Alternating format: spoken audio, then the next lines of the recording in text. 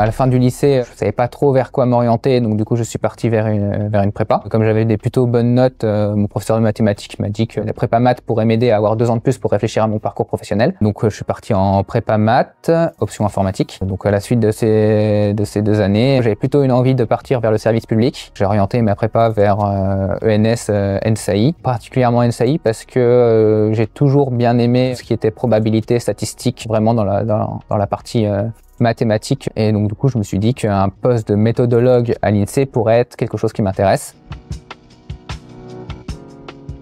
Alors travailler à l'INSEE, donc du coup c'est travailler déjà dans l'administration publique. Donc l'administration publique c'est travailler au service du citoyen. Moi ce que j'avais en tête c'était que l'INSEE c'était des sources assez fiables avec des méthodologies assez poussées. J'avais aussi en tête que tout ce qui était conjoncture économique, calcul du PIB, de la croissance, tout ça, ça vient de l'INSEE. Et je me disais qu'en fait en allant à l'INSEE, mon travail servirait à quelque chose et du coup c'est ça que je cherchais. Et puis il y avait également un aspect financier dans le fait qu'être payé pendant ses études c'est quand même un atout non négligeable. Il y a un peu le mythe de ingénieur, on gagne plus que fonctionnaire. Et sur les premières années, déjà, c'est faux. Dans la fonction publique, on peut également passer des concours pour augmenter de grade et ce genre de choses. Et donc, en fait, finalement, on revient plus ou moins sur le même niveau de vie.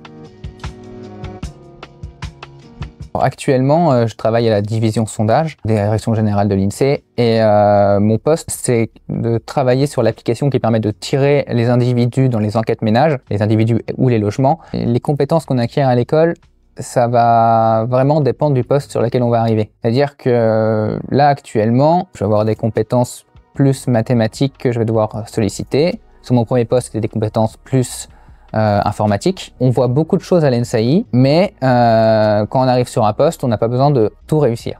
Donc il ne faut pas avoir peur si on a envie de se spécialiser et de se dire « Ah là là, il faut absolument être extrêmement fort en mathématiques pour pouvoir rentrer à l'NSAI » par exemple. C'est pas forcément le cas. Si on est vraiment très très bon en économie, en sociologie, qu'on a envie de faire de la démographie par exemple, ce genre de choses, eh ben, il y a des postes pour ça à l'INSEE.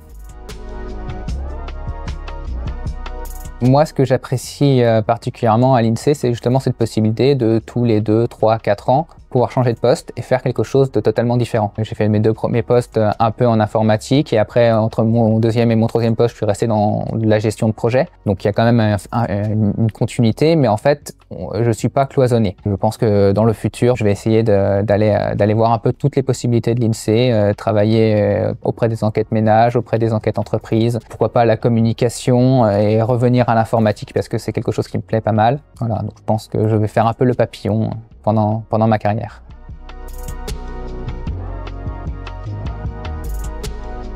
À l'INSEE, en fait, on nous laisse le temps pour faire ce qu'on appelle de la veille technologique, se mettre à jour sur les différentes évolutions dans le domaine de la data science ou même dans le domaine de l'économie, si jamais on a un poste qui est plus sur ça. Enfin voilà. Donc on a vraiment le temps d'être à jour d'un point de vue scientifique. Il y a un vrai encadrement du coup des nouveaux arrivants. On ne laisse pas les nouveaux arrivants seuls. On essaye justement de les accompagner, de leur donner petit à petit des tâches qui font plus de responsabilités pour en fait vraiment faire ressortir les talents de chacun. Il y a vraiment l'humain qui est au centre des conditions de travail. Ça fait qu'on a un environnement de travail qui me semble assez sain.